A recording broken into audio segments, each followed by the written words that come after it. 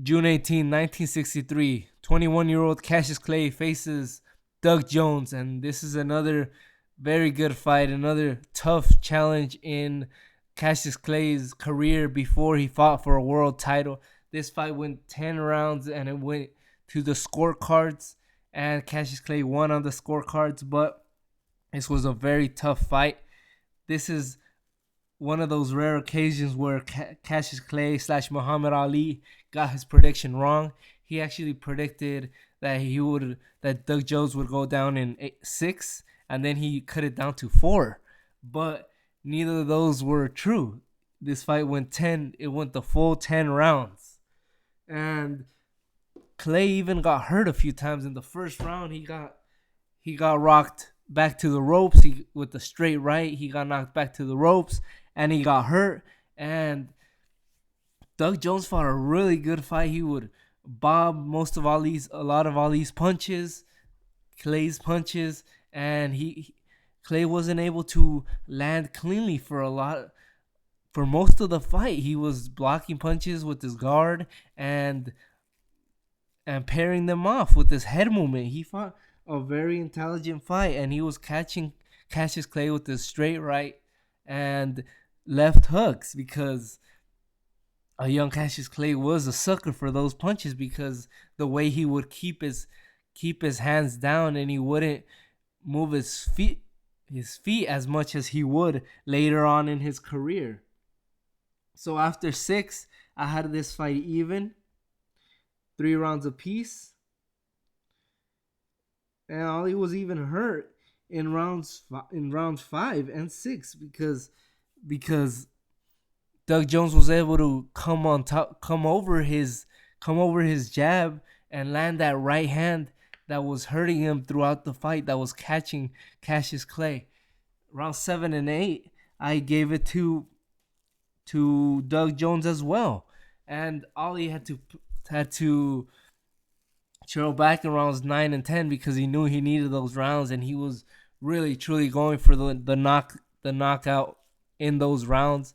And I gave those rounds to Ali, and I actually scored this fight 5-5, a draw. It was a really close fight. It was a really highly contested fight. I agree with the judges that they had it 5-4-1, so they had Clay winning 5 rounds, and I also had Clay winning 5 rounds clearly. I had him winning rounds 2-5 and rounds 9 and 10 clearly.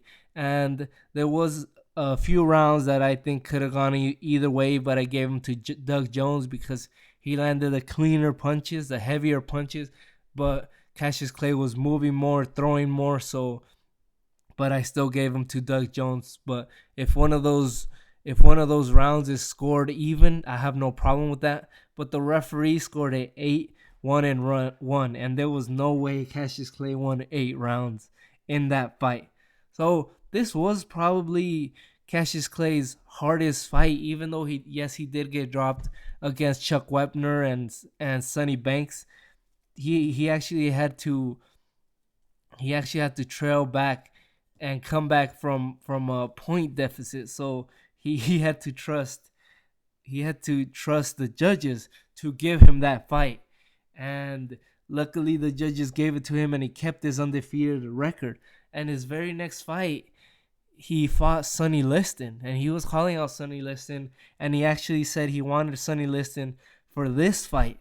And judging from this fight, he did not look like a man that was going to go on and defeat Sonny Liston like he did, because he hadn't really showed the skills. He did show glimpses of it, but he still looked like a developing fighter, one that was learning, one that was perfecting his craft, not one that was ready to step in with a killer like Sonny Liston.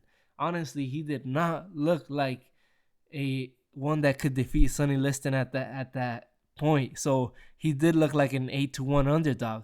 So I understand how these scribes could look at young Cassius Clay so braggadocious, calling himself the king of the world, that he's gonna shock the world after this Doug Jones fight, because he didn't look like a world beater. He didn't look like the next world champion. And I could understand how these guys were laughing at him because they probably couldn't think that this man could even touch Sonny Liston, that he was going to get destroyed by Sonny Liston.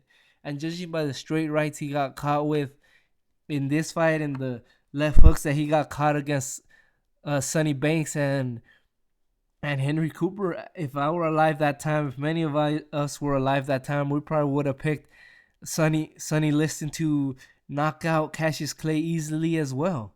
So probably one of Clay's best performances prior to being a world champion. So thanks everybody for watching, and thank you for following me in Muhammad Ali week. There will be much more videos to follow. Have a great day.